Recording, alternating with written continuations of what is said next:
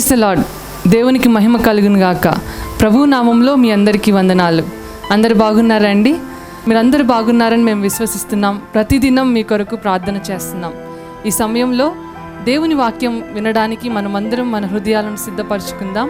Shekinah ministry సంఘ కాపరి pastor G Vijay Kumar గారు ఈ సమయంలో మనకు వాక్య సందేశాన్ని అందిస్తారు. మనమందరం ప్రార్థనాపూర్వకంగా ఏకీభవించి దేవుని దీవెనలు పొందుదాము.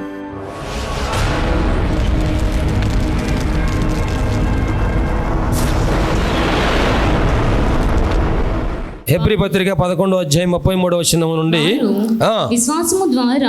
విశ్వాసము ద్వారా రాజ్యములను జయించిరి, నీతి కార్యములను జరిగించిరి, వాగ్దానములను పొందిరి, సింహముల నోలను మూసిరి, అగ్ని బలమును చల్లార్చిరి, ఖడ్గదారును తప్పించుకొనిరి, బలహీనులుగా ఉండి బలపరచబడిరి, యుద్ధములు పరాక్రమశాలులైరి, అన్యుల సేనలను పారద్రోలిరి. చాలా ఇక్కడ గమనించండి, ఎటువంటి కార్యాలు చేశారంటే గొప్ప కార్యాలు చేశారు. మనం కూడా విశ్వాసం కలిగి ఎటువంటి కార్యాలు చేయాలంటే అండి, గొప్ప కార్యాలు చేయాలి. ప్రభు కోసము సాహస కార్యాలు చేయాలి. ప్రభు కొరకు మహిమ కార్యాలు మనం చేయాలి. విశ్వాసము ద్వారా వారు రాజ్యాలను జయించారు. దేవునికి మహిమ కలుగును గాక. యుద్ధములు విజయాలు పొందారు. మనము విశ్వాసం ద్వారా మొట్టమొదట మన ఇంట్లోనే మనం ప్రారంభించాలి, మన ఒంట్లోనే మనం ప్రారంభించాలి. విశ్వాసం ద్వారా రాజ్యం జయించడం కాదు, ముందు మన శరీరాన్ని జయించాలి. ముందు మన శరీరాన్ని జయించాలి. ఇప్పుడు చలికాలం వచ్చేసింది, అందులో ఈ తుఫాన్ ఒకటి తోడయింది. వాతావరణం ఎట్లా ఉంది? రాత్రి నుంచి వర్షం జల్లుపడింది. వర్షం జల్లుపడంగానే ప్రార్థనకి వెళ్ళాలా వద్దా? చర్చికి రావాలా వద్దా? విశ్వాసం ద్వారా వారు రాజ్యాలు జయించారు. మనం శరీరాన్ని జయించాలి. వర్షం పడితేనేమో చర్చికి రారాయా, చలి ఉంటేనేమో నిద్ర లేవరాయా. ఉదయం 7 గంటలకి ప్రార్థన కూడికంటే మనం ఎప్పుడు నిద్ర లేవాలి? ఏమండి, ఎప్పుడు బయలుదేరాలి? ఎప్పుడు రావాలి? 7 గంటలకి చర్చి అంటే ఏ టైంకి రావాలి మనకి?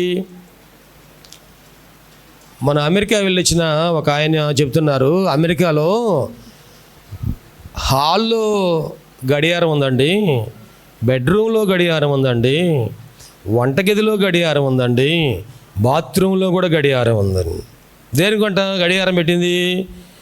ఎక్కడున్నా సరే వాళ్ళు నిద్రపోతున్నా సరే గడియారం చూడాల్సిందేనంట. డైనింగ్ హాల్లో తింటున్నా సరే గడియారం చూస్తారంట. చివరికి బాత్రూంలో ఉన్నా కానీ ఏం చేస్తారంట? గడియారం చూస్తారంట. టైం అంటే టైం ప్రకారము అక్కడికి వచ్చి ఆ పని చేస్తారంట. ఆఫీస్కి వెళ్ళాలన్నా, చర్చికి వెళ్ళాలన్నా, ఫంక్షన్కి వెళ్ళాలన్నా, దేనికైనా సరే ఏ టైం అంటారో ఆ టైం ప్రకారంగా వారు ఫాలో అవుతూ ఉంటారంట. ఆంధ్రాలో మాత్రం అది లేదు. మనము విశ్వాసముతో నేను నిద్ర లేవాలంటే గడియారం పెట్టుకుంటే గడియారం కంటే ముందే నిద్ర లేవాలి. దేవునికి మహిమ కలుగును గాక. హల్లెలూయా. ఇది ఎవరి పని? ఇది ఎవరి పని అండి? నా పని కాదు. ఎవరి పని ఇది? దేవుని పని. మనము విశ్వాసముతో చేస్తే దాని ప్రతిఫలాన్ని తప్పనిసరిగా మనం పొందుకుంటాం. దేవునికి స్తోత్రం. హల్లెలూయా. విశ్వాసముతో వారు రాజ్యాలు జయించారు.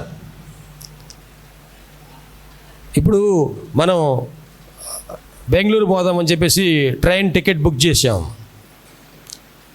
ఉదయాన్నే 6 గంటలకి ట్రైన్ అనుకోండి, మనం ఎప్పుడు నిద్ర లేవాలి? 6 గంటలు నిద్ర లేస్తారా? ముందే నిద్ర లేస్తాం. ఒక ప్లాన్ అనేది ఉంది కదా. మరి దేవుని మందిరానికి రావాలంటే ఒక ప్లాన్ ఉండాలి కదా. ఒకవేళ మనం లేట్గా వెళ్ళామనుకోండి, ట్రైన్ ఉండిద్దా?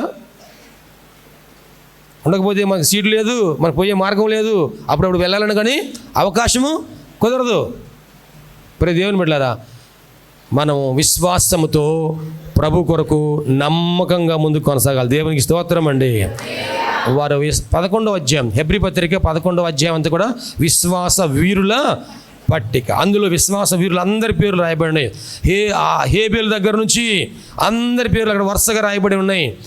మనం కూడాను మన జీవితంలో ఈ క్రమం అనేది మనం నేర్చుకోవాలి. లేఖన భాగంలో గమనించినట్లయితే సామెతల గ్రంథం 12వ అధ్యాయము 22వ వచనం. మొట్టమొదటిదేమో యథార్థముగా ప్రవర్తించేవారు ఆయనకి ఇష్టలు, రెండవది విశ్వాసం కలిగిన వారు ఆయనకి ఇష్టలు, మూడవది సామెతల గ్రంథము 12వ అధ్యాయము 22వ వచనంలో మనం చదివినట్లయితే అబద్ధమాడు పెదవులు యెహోవాకు హేయములు సత్యవర్తనులు ఆయనకు ఇష్టలు. సత్యవర్తనులు ఆయనకు ఇష్టలు. సత్యవర్తనులు అంటే అర్థం ఏంటి? మా సత్యవర్తనులు తెలుగులోనే కదా, సత్య ప్రవర్తన కలిగిన వారు. సత్యవర్తనులు అంటే సత్య ప్రవర్తన కలిగిన వారు. అంటే వీరు చెప్పేది నిజమే కానీ అబద్ధం కాదు, నిజమే కానీ అబద్ధం కాదు. సత్య ప్రవర్తన కలిగిన వారు. మన మాటలు ఎలాగ ఉండాలంటండి? అబద్ధం అనేది ఉండకూడదు. మీ మాట అవునంటే అవును, కాదంటే కాదు. మన మాటలు అబద్ధాలు చెప్పేవారు దేవునికి ఇష్టమైన వారు కాదు. మీ పిల్లలకు కూడా నేర్పించండి, మీ కుటుంబంలో చెప్పండి. అబద్ధాలు చెప్పేవారు దేవునికి ఇష్టమైన వారు కాదు, నిజం చెప్పేవారే దేవునికి ఇష్టమైన వారు. ఎక్కడైతే అబద్ధాలు చెప్పటం ప్రారంభమవుతుందో అక్కడ సమస్యలు ప్రారంభమవుతాయి. ఏ కుటుంబంలో అబద్ధాలు చెప్పడం ప్రారంభమవుతుందో అక్కడ సమస్యలు ప్రారంభమవుతాయి.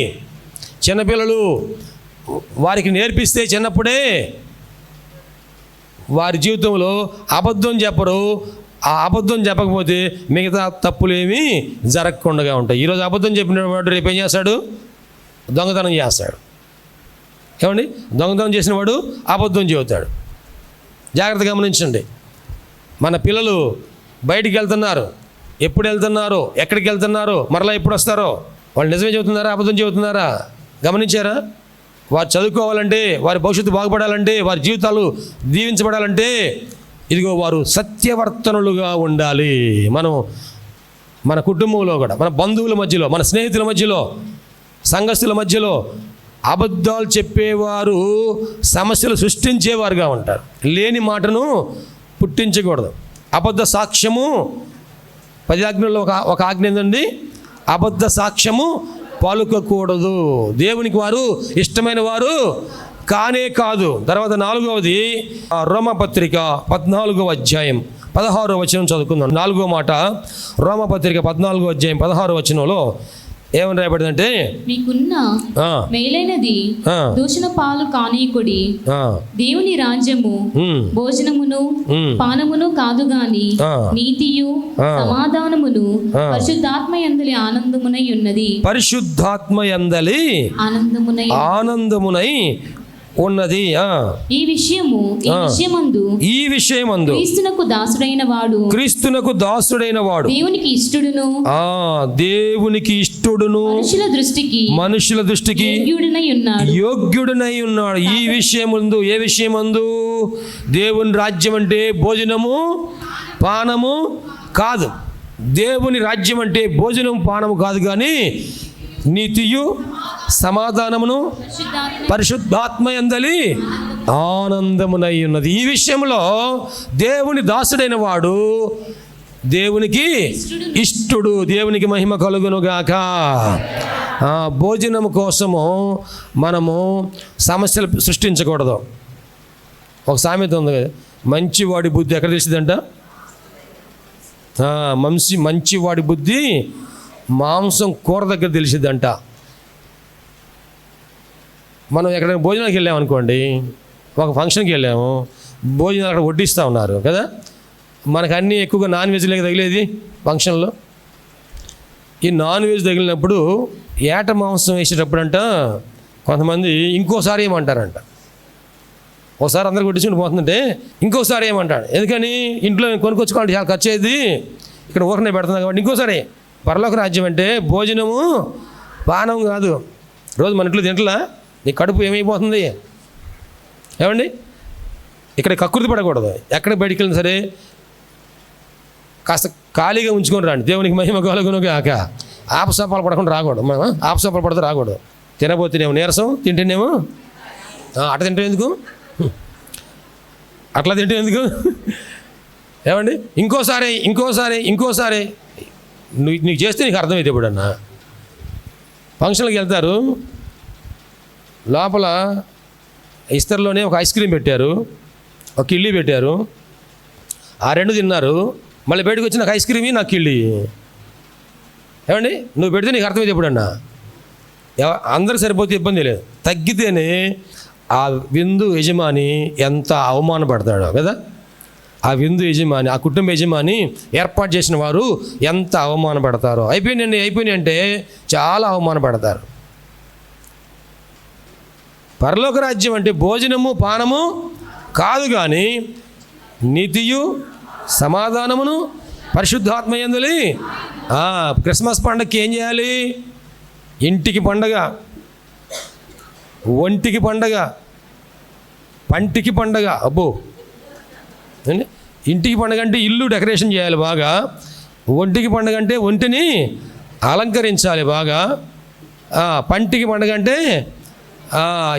ఈ నోటికి ఇష్టమైనవన్నీ తయారు చేయాలి. అది కాదంటున్నా ఇక్కడ.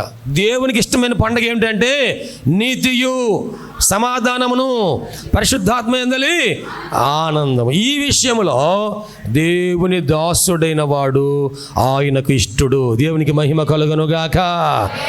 హల్లెలూయా. అంటే ఇంటిని అలంకరించుకోవద్దని చెప్పట్లేదు, తగు మాత్రంతో ఒంటిని అలంకరించుకోవద్దని చెప్పట్లేదు, తగు మాత్రంతో అలంకరించుకోవాలి. పంటిని నష్టం పస్తు ఉంచమని అంటలేదు, కానీ తగు మాత్రంతో నీకు సరిపడేది తినండి. పండగ రోజు సరిపడేయని తిని మళ్ళీ హాస్పిటల్ చేరటం ఎందుకు? ఏమండి, నీకు సరిపడే తిను సంతోషంగా, దాంతోనే పండగ చేసుకో.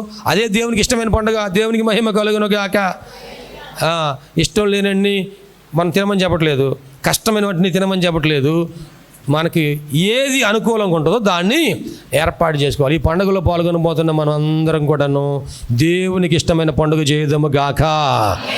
ఆమేన్. తర్వాత మరొక అంశము యోహాను సువార్త 8వ అధ్యాయం 29వ వచనం చూడండి. అక్కడ రాయబడింది, నన్ను పంపినవాడు నాకు తోడై ఉన్నాడు, ఆయనకిష్టమైన కార్యము నేను ఎల్లప్పుడూ చేయుదును. చాలా నన్ను పంపినవాడు, ప్రభు మాట్లాడుతున్నారు, నన్ను పంపినవాడు నాకు తోడై ఉన్నాడు, ఆయనకి ఇష్టమైన కార్యము నేను ఎల్లప్పుడూ చేయదు. ఎవరికి ఇష్టమైన కార్యం అంట? ఏమండి, నా వైపు చూస్తున్నారా? గ్రంథాలు ఇక్కడ పరిశోధన చేస్తారు బాగా, ఇంటికి వెళ్తారు మాత్రం గ్రంథం పట్టుకోరు. నాకు వెళ్ళి చూడండి ఒకసారి. నన్ను పంపినవాడు నాకు, యేసు ప్రభు వారు మాట్లాడుతున్న మాట, నన్ను పంపినవాడు, పరలోకం నుండి ఈ భూలోకానికి నన్ను పంపినవాడు నాకు తోడై ఉన్నాడు, ఆయనకి ఇష్టమైన కార్యములు నేను ఎల్లప్పుడూ చేయదును. దేవునికి మహిమ కలుగును గాక. ఎవరికి ఇష్టమైన కార్యాలు చేయాలనుకుంటున్నారు మీరు? ఏమండి, మనం ఎవరికి ఇష్టమైన కార్యాలు చేయాలి? చాలామంది మనం ఏమనుకున్నామంటే ఇక్కడ బాగా చెబుతున్నారు దేవునికి ఇష్టమైన కార్యాలు చేయాలని, కానీ మీ దగ్గరకు వస్తే నాకు ఇష్టమైన కార్యాలు నేను చేస్తాను. ఏమనుకుంటారండి? నాకు ఇష్టమైన కార్యాలు నేను చేస్తాను. ఈ పండక్కి ఒక చీర కోసం ఆ షాపు చుట్టూ ఎన్నిసార్లు తిరుగుతారో. తెచ్చుకున్న తర్వాత, చీర తెచ్చిన తర్వాత కూడాను, అమ్మ చీర తెచ్చింది ఎవరికి? కూతురికి. ఈ కూతురు చూసి నాకు ఇష్టం లేదు ఇది, ఆ బిల్లు ఏది? మళ్ళీ ఆ షాప్కి పోయి మళ్ళీ ఇంకో చీర దిగొచ్చుతాను.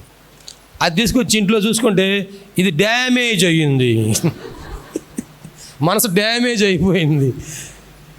మళ్ళీ ఓ మై గాడ్, ఈ పండగనా? దేవునికి స్తోత్రం, హల్లెలూయా. నన్ను పంపిన వాని చిత్తము నెరవేర్చుట, ఆయనకి ఇష్టమైన పని ఎల్లప్పుడూ నేను చేస్తాను. ఆయనకి ఇష్టమైన పని. ప్రేమ దేవుని బిడ్డరా, దేవుని సన్నిధిలో ఆయనకి ఇష్టమైన పనులు చేసిన వారందరూ కూడా ఆయన చేత తప్పనిసరిగా దీవించబడతారు, ఆయనకి ఇష్టమైన వారుగా ఉంటారు.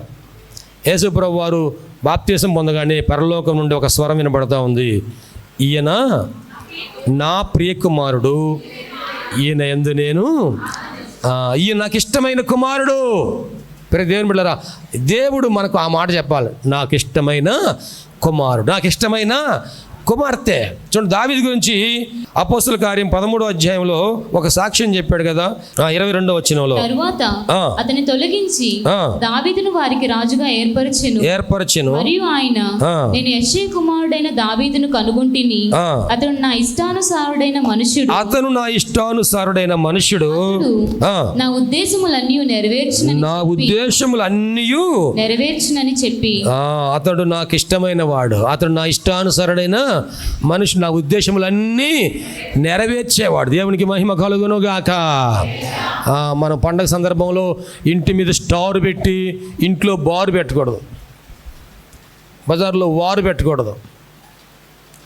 ఇంటి మీద స్టార్ పెట్టామంటే ఇంట్లో దేవుని సన్నిధి ఉండాలి. దేవునికి మహిమ కలుగును గాక. ఆయనకి ఇష్టమైన కార్యాలు ఇంట్లో జరగాలి. క్రిస్మస్ పండుగ టైంలో మన ఇంట్లో యేసయ్య ఉండాలంటే ఆయనకి ఇష్టమైన కార్యాలే మన కుటుంబంలో జరుగును గాక. ఆయనకి ఇష్టం కాని కార్యాలు మన కుటుంబానికి దరి చేరకుండా ఉండును గాక. మన పిల్లలు క్రిస్మస్ పండుగకి ఎవరైనా సినిమాకి వెళ్ళే వాళ్ళు ఉన్నారా? కొత్త సినిమా రిలీజ్ అవుతుందని పండగకి సినిమాకి వెళ్ళే వాళ్ళు ఉన్నారా? అది దేవునికి ఇష్టమైన కార్యము కాదు. మా ఆయన ఎప్పుడు తాగడు పాస్టర్ గారు, ఏదైనా పండగకి పబ్బానికి అవుతూ ఉంటాడు.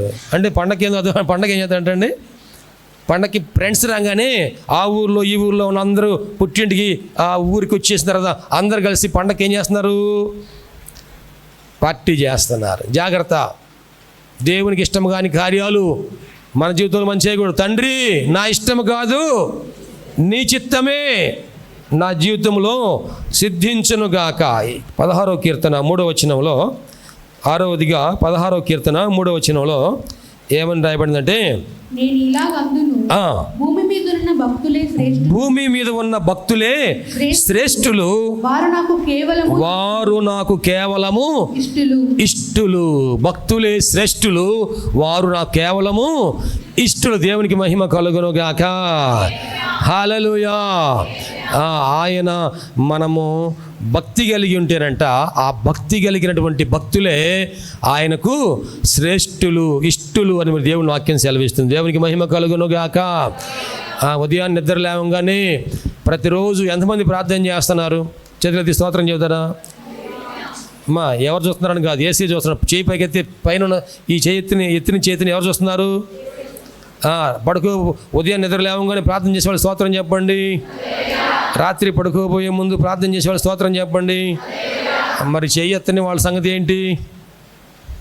ఈ పండగ దేవునికి ఇష్టమైన పండగ ఉండాలంటే ఈ రోజు నుంచే ప్రారంభించండి. ఇవాళ 1వ తారీఖు, ఇది క్రిస్మస్ పండుగ నెల, క్రిస్మస్ నెల. కాబట్టి మనము ఈ రోజునే దేవునికి ఇష్టులైన భక్తులుగా మనము మార్చబడదుముగాక. దేవునికి ఇష్టము కాని ఏవి కూడా మన జీవితంలో ఉండకూడదు. చుట్టా, బీడి, సిగరెట్టు, ఖైని, గుట్కాలు. మా డిపార్ట్మెంట్లో మత్తు పదార్థాలు మనకు నష్టాన్ని, కష్టాన్ని కలుగు చేస్తేనే ఒక ర్యాలీ పెడితే దాంట్లో కొన్ని స్లోగన్స్ చెప్పారు. ఏమని చెప్పారంటే, గుట్కా తిన్నావో గుటుక్కుమంటావు, గుట్కా తిన్నావో గుటుక్కుమంటావు. అంటే ఈరోజు మనం తెలియకుండా సరదాగా కొన్ని అలవాట్లు చేసుకున్న గుట్కాలు తిని కడుపు నోట్లో ఏమవుతుందంటే పుండ్లు వస్తాయి. ఆ పుండ్లు క్యాన్సర్ పుండ్లుగా మారుతున్నాయి. అందుకని గుట్కా తిన్నావో గుటుక్కుమంటావు అని అదొక స్లోగను అందరి చేత చెప్పమన్నారు. నిజంగా అది కరెక్టే కదా? మనం ఈ క్రిస్మస్ సమయంలో మనం దేవునికి ఇష్టమైన పండుగ చేయడానికి సిద్ధపడడం. చివరిగా కీర్తనల గ్రంథం 51వ కీర్తన 17వ వచనం, 51వ కీర్తన 17వ వచనం, విరిగిన మనసే దేవునికి ఇష్టమైన బలులు, దేవునికి ఇష్టమైన బలులు, దేవా విరిగి నలిగిన హృదయమును నీవు అలక్ష్యము చేయవు. విరిగిన మనసే దేవునికి ఇష్టమైనది. దేవునికి స్తోత్రం అండి. ఏ మనసు కలిగి ఉండాలి మనము? విరిగిన మనస్సు, అది దేవునికి ఇష్టమైంది. అసూయతో నిండిన మనసు, ద్వేషముతో నిండిన మనసు, పగతో నిండిన మనసు, కక్షతో నిండిన మనసు, స్వార్థముతో నిండిన మనసు, అవినీతితో నిండిన మనసు, దుర్నీతితో నిండిన మనసు, ఇవన్నీ దేవునికి ఇష్టము కాదు. విరిగి నలిగిన మనసే దేవునికి ఇష్టమైనది. ప్రియ దేవుని బిడ్డలారా, అటువంటి దేవునికి ఇష్టమైన జీవితం మనం జీవిస్తేనంట సర్వోన్నతమైన స్థలములలో దేవునికి మహిమ, ఆయనకి ఇష్టలైన మనుషులకు భూమి మీద సమాధానము కలుగును గాక. మనం ఆయనకి ఇష్టమైన బిడ్డలుగా జీవిద్దాము. ఆయన సమాధానము మన జీవితంలో ఏలును గాక. ఆయన సమాధానము మన కుటుంబంలో ఉండును గాక. ఈ క్రిస్మస్ నెలంతట్లో కూడా ఆయన సమాధానం మనకు తోడుగా నడుచును గాక. దేవుడి వాక్య భాగం మన వినికిడిలో ఆశీర్వదించును గాక.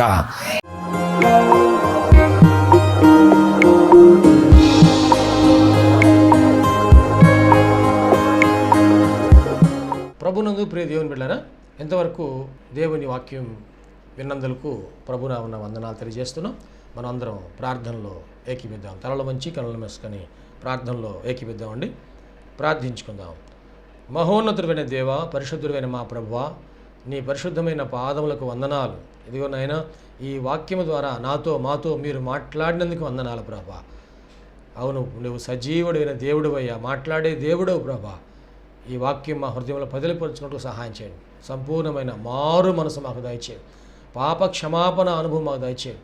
రక్షణ ఆనందం మాకు దయచేయండి ప్రభువా. ఈ అనారోగ్యములు, బలహీనతలు, సమస్యలు, శోధనలు, సైతాను ఆటంకాలు అన్నీ కూడా యేసుక్రీస్తు నామములో తొలగించండి నాయన. పరిశుద్ధాత్మ దేవ, మీ కార్యం జరిగించండి అయ్యా. మీరు మాకు తోడుగా ఉండి దీవించండి. మమ్మల్ని, మా కుటుంబం జ్ఞాపకం చేసుకోండి. మా బిడ్డలు మీరు ఆశీర్వదించండి ప్రభా. మా కుటుంబంలో రక్షణ ఆనందం సంపూర్ణంగా దయచేయండి. ఎటువంటి అవసరాలని మీకు తెలుసునైనా ప్రతి అవసరతలో కూడా మాకు సహాయం దయచేయండి. అన్ని విషయాలు కూడా మీరు దీవించండి. ఈ టీవీ ప్రోగ్రాం చూసిన ప్రతి ఒక్కరిని పేరు వరుసన మీరు దీవించి రక్షించి మీరు అక్కడ సిద్ధపరచండి. మంచి భవిష్యత్తును వారికి దయచేసి మీ కృపలో మీరు వర్ధలు చేయమని నీకే సమర్పణ చేసుకుంటూ యేసయ్య పరిశుద్ధ నామములో స్తుతించి ప్రార్థించి వేడుకుంటున్నాము తండ్రి. ఆమెన్. తండ్రి, కుమార, పరిశుద్ధాత్మ త్రియేక దేవుని దీవెన తోడుగా నడిపించను గాక. Amen, amen, amen. మీ అందరికీ ప్రభునామన వందనాలు. దేవుడు మిమ్మల్ని దీవించను గాక. ఆమెన్. ప్రభునందు ప్రియమైన సహోదరి సహోదరులందరికీ షకీనా ప్రార్థనా మందిరం తరపున హృదయపూర్వక వందనాలు తెలియజేస్తున్నాం. దేవుని కృప వలన 2012వ సంవత్సరంలో 350 గజముల స్థలంలో ఈ మందిరం నిర్మించుకోవడానికి ప్రభు కృపించారు. 2016వ సంవత్సరంలో నూతన స్థలం 180 గజముల స్థలం తీసుకోవడానికి ప్రభు సహాయం చేశారు. ఈ సమయంలో ఈ స్థలం అంతట్లో కూడాను మందిరం నిర్మించుకోవడానికి ప్రభు ఏర్పాటు చేసి ఉన్నారు కనుక ఈ మందిర నిర్మాణం, పాత మందిరం తీసివేసి నూతన మందిర నిర్మాణం కార్యక్రమం ప్రారంభించబడిందని, దయచేసి ఈ మందిర నిర్మాణం కొరకు మీరు అందరూ ప్రార్థన చేయాలని, ప్రేరేపించబడిన వారందరూ కూడాను ఈ మందిర నిర్మాణంలో 106 అడుగుల పొడవు 45 అడుగుల వెడల్పు కలిగిన ఈ స్థలం అంతట్లో మందిర నిర్మాణం స్లాబ్ వేయటం జరుగుతుంది కనుక దయచేసి ప్రేరేపించబడిన వారందరూ కూడా మీ ఆర్థిక సహాయ సహకారాలు అందించి ప్రార్థించి మీరు దీవించబడాలని ప్రభునామమున మనవి చేస్తున్నాం. ఈ స్క్రీన్ మీద చూపించబడుతున్న నంబర్కు మీరు ఫోన్పే కానీ, గూగుల్ పే కానీ, లేక మా అకౌంట్ నెంబర్కి మీరు కానుక పంపించి సహాయం చేయాల్సిందిగా కోరుతున్నాం. లేక మీరు ప్రత్యక్షంగా వచ్చి ఈ మందిర నిర్మాణ కార్యక్రమాన్ని చూసి మీరు కానుక అందించి దీవించబడాలని ప్రభునామమున మనవి చేస్తాం. ప్రభు మనందరికీ తోడుగా ఉండి ఆశీర్వదించును గాక. ఆమె. షకీనా ప్రార్థనా మందిరము దేవుని యొక్క దర్శనములో దేవుని కృప వలన 2012వ సంవత్సరము మే నెల 1వ తారీఖున ప్రతిష్ఠ చేయటం జరిగింది. ఈ మందిరములో దేవుని ఆరాధించుటకు విచ్చేసిన వారు ఆత్మరక్షణ, శరీర స్వస్థత, వారి జీవితంలో ఆశీర్వాదాలు పొందుకుంటూ ఉన్నారు. ఉపవాస ప్రార్థనలో అభిషేకించబడి దేవుని ఆత్మతో ఆరాధించుచున్నారు. అనేక మంది పరిశుద్ధాత్మతో నింపబడుచున్నారు. దురాత్మ బంధకములతో బంధించబడిన వారు సాతాను బంధకాల నుంచి విడిపించబడి ఆశీర్వాదం పొందుతూ ఉన్నారు.